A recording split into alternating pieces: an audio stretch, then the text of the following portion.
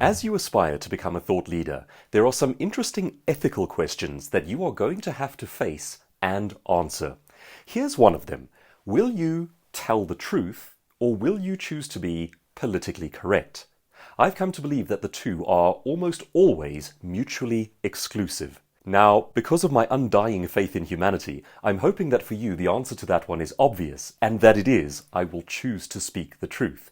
But it's not that obvious to everyone. It's much easier to give comforting, cosseting niceties than it is to share the difficult, challenging truth. And I'll give you an example. My newest book is titled Poverty Proof: 50 Ways to Train Your Brain for Wealth. It comes out this August.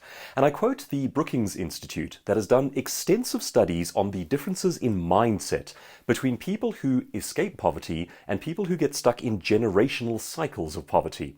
And they say that the top two determinants are this simple. They are work ethic and remaining married if you have children. Now think about that for just a second. If we are sharing honest, useful information with people, we should be telling them that those are the number one and number two determinants of their wealth potential. But do we? They themselves point out that there is massive political backlash and politically correct backlash to these ideas that work ethic and remaining married are the number one and number two determinant of your wealth potential. Now, why?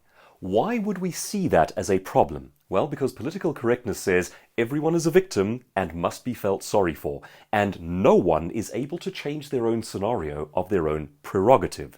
To my mind, that is dangerous. It seems like it is a caring approach viewed from the outside, but the closer you look at it, the more dangerous it becomes. If you don't share the truth with people, they cannot know what the differentiators are. So that's just one example, but there are many, and it's a question that you will have to answer for yourself if you aspire to be a thought leader in your world.